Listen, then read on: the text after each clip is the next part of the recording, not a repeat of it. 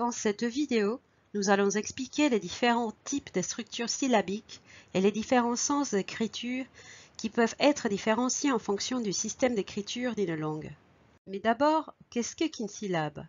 Une syllabe peut être constituée d'un seul son ou d'un groupe de sons.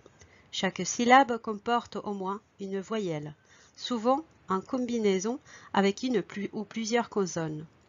Les mots peuvent être composés de plusieurs syllabes, comme le mot banana en espagnol qui a 3 syllabes, ou en anglais le mot watermelon qui a 4 syllabes. La partie centrale de la structure d'une syllabe est la voyelle. Cette voyelle peut être précédée d'une consonne. Par exemple, dans tout. Les voyelles peuvent être suivies d'une consonne, comme dans le mot il. Une combinaison des deux est également possible. Par exemple, heureux. Les structures plus complexes consistent à combiner une voyelle avec un groupe de consonnes et peuvent atteindre différents niveaux de complexité selon la langue. Les langues ayant une structure syllabique simple ont également tendance à avoir un répertoire vocalique limité. L'espagnol, par exemple, ne compte que 5 voyelles et sa structure syllabique est donc considérée comme simple.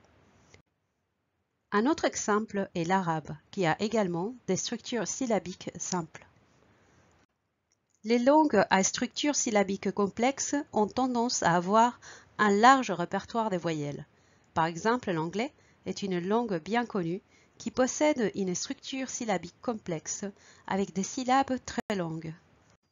Dans certaines langues, les syllabes ne sont pas construites horizontalement. Par exemple, en coréen, vous pouvez lire des syllabes dans différents blocs. Le sens de l'écriture n'est pas le même dans tous les systèmes d'écriture. Dans certaines langues, le système d'écriture est horizontal et peut être lu de gauche à droite ou de droite à gauche.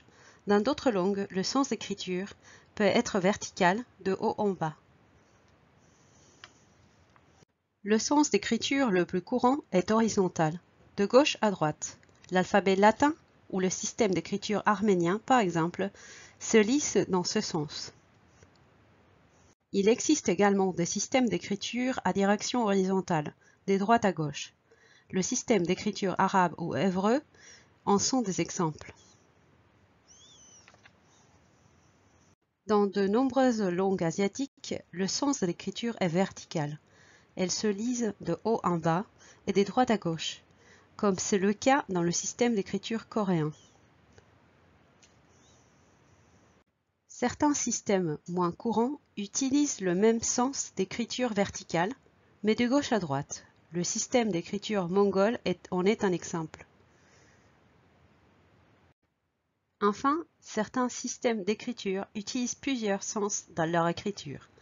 Par exemple, certains caractères chinois se lisent horizontalement, de gauche à droite, et d'autres verticalement, de haut en bas et de droite à gauche.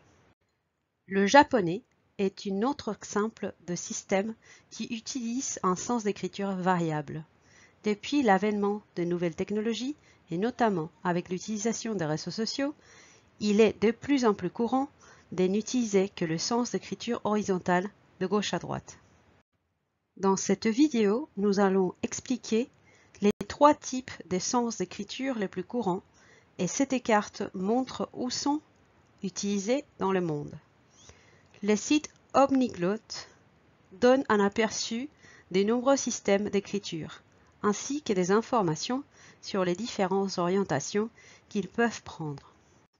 Si vous connaissez la structure syllabique et le sens d'écriture de la langue maternelle de vos élèves, vous pouvez faire une comparaison avec la langue de l'école et faciliter l'apprentissage de la lecture et de l'écriture dans la langue de scolarisation. Pour plus d'informations, voir la section sur l'alphabétisation, la lecture et l'écriture sur les sites web d'Edina. Merci de votre écoute.